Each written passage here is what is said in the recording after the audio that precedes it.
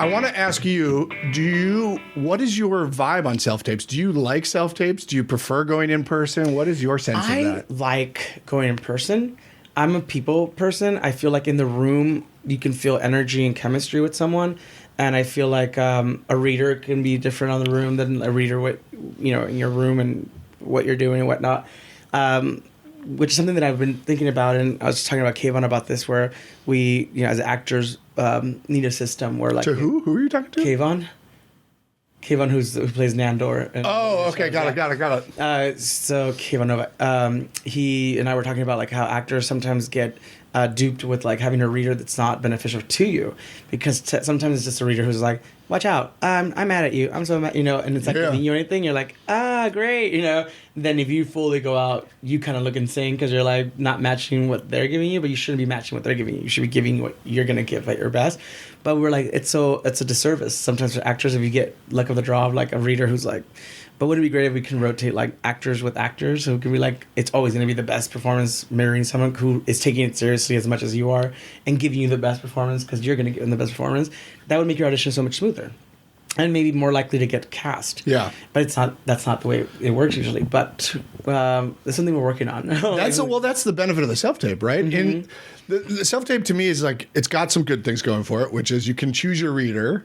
You can have a couple different takes. You don't have to just knock it out of the park the first go. But at the same time, you lose that personality, that connection, that sort of nerves and excitement that you get from going in person. Yeah, it's true. And I feel like I rather go in person though, but the luck of the draw is like, who's going to read with you that day? But in the moment, there's always moments for adjustments because we send self-tape, they're like, he didn't get it. Like, he didn't get that. Damn, I should have, oh well. And they move on. As opposed to in person, like, very last minute, we talk to the writers.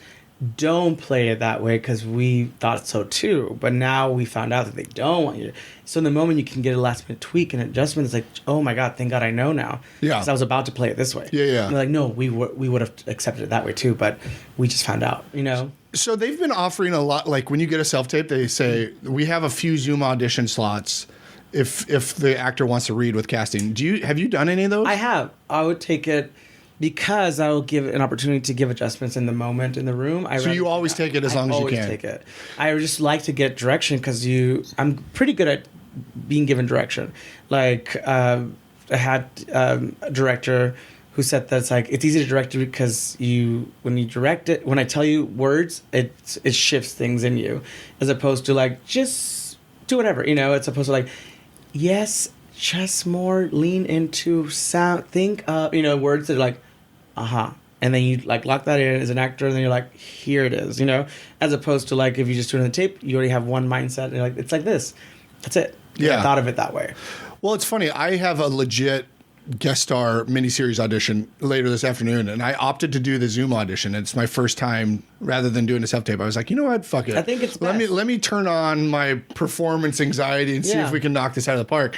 And last night, I was like, I should have done a self-tape. What am I doing? I'm going to be fine. Dude, I'm going to knock it out of the park. But like last night, I was like, I should have done a self-tape. It's not in my control. But it is that thing of like, you want that, and you're right. Like if I'm way off or they got new information, they're hopefully going to give it to me and adjust. I think it's going to be great. I think it's for the best because you're going to be like, okay, because you might walk away and whatever the outcome is, hopefully it's the best thing ever. But even if you walk away, we're like, lesson learned. Like that was good to know. Like, well, I always take everything as a stepping stone. Like everything I do, every show that I book or any movie that I book, it's all stepping stones in the right direction. If you're doing this for a living and you want to do it because it's your love and your craft, you can't imagine doing anything else. People always say, I think I want to be an actor. It's like, if you think you want to be, it doesn't sound like you want to be. And if you think it, I would think about doing something else because you got to love what you do. Oh, yeah. Because the highs are high and the lows are low. And that's just the game. You know what I mean? Yeah. You could be at your peak today, and then tomorrow you're at the bottom. And that's just the way the system works. And if you don't have thick skin, and you don't have that mentality of like it's just temporarily, these are all stepping stones in the right direction. If you can't stand the anxiety of it, I would always say do something else that you love because it's going to be painful at one point. And if you are willing to put up with the pain because the highs are going to be worth it, then stick with it. I always say that if you find something else that you love, do that. Because if people do, people are like, I've seen so many actors who I've become friends with, they're in town, and the next thing I know, I'm like, hey, where are you? I moved. And it's like, oh, weird. What are you? He's like, I'm not doing that anymore. And it's like, oh, okay. And then I see a new group of friends, and I'm like, become friends with a new actor, and then I see them. We do a show together. I meet something, and then a couple years later go by. I'm like, where'd you go? I moved.